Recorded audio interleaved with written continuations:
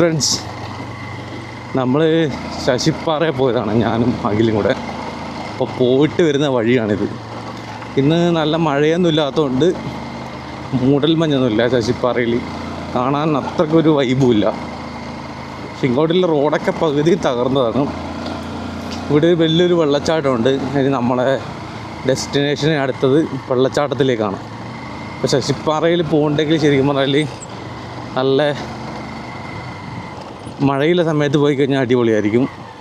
അല്ലെങ്കിൽ സ്ഥലം കാണാൻ വലിയൊരു അടിപൊളിയില്ല അല്ലേ. ഞാൻ എൻ്റെ യൂണിക്കോൺ എടുത്തിട്ടാണ് പോയത്. എൻ്റെ പഴയ വണ്ടിയാണിത് ഉണ്ടല്ലേ.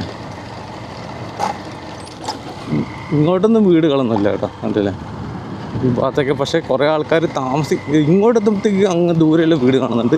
ഇതൊക്കെ കോട്ടേഴ്സാണെന്ന് തോന്നുന്നു ഉണ്ടല്ലേ. ഒറ്റപ്പെട്ട സ്ഥലങ്ങളാണ് കേട്ടോ ഇത് ഇങ്ങോട്ട് വരുമ്പോഴത്തേക്ക്. പക്ഷെ അത്യാവശ്യം നല്ല റോഡൊക്കെയാണ്, വലിയ കട്ടറൊന്നുമില്ല. അതുകൊണ്ട് തന്നെ ഇവർക്ക് പുറത്തേക്ക് എത്തിപ്പെടുന്നതിന് പ്രശ്നങ്ങളൊന്നും ഉണ്ടാവില്ല എന്ന് തോന്നുന്നു. പക്ഷെ കുത്തനെയിൽ ഇറക്കമാണ് ചില സമയത്ത് ചില സ്ഥലങ്ങളിലും. ഇല്ല, അത്യാവശ്യം റോഡ് മോശം റോഡാണ്. ഇപ്പോൾ ഇവിടെ എത്തുമ്പോൾ മോശം റോഡായി കണ്ടല്ലേ. ഇതാണ് ഇവിടുത്തെ റോഡിൻ്റെ അവസ്ഥ. അത് ഇങ്ങനത്തെ ഈ പൊട്ടിയ റോഡ് ഇവിടെ മാത്രമേ ഉള്ളൂ.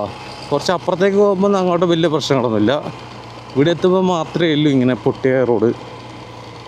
ഈ താഴ്ന്ന് വരുമ്പോൾ മുകളിൽ കഴിഞ്ഞാലൊന്നും ഇങ്ങനത്തെ ഇത്ര വലിയ മോശമില്ല. ഈ കുറച്ച് സ്ഥലത്ത് മാത്രം പൊട്ടിയിട്ടുണ്ട്.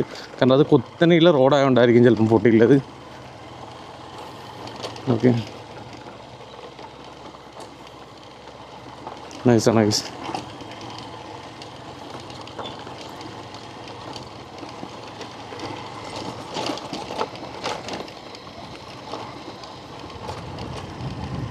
ഇനി അങ്ങോട്ട് നല്ല കുത്തനെയുള്ള ഇറക്കമാണ്.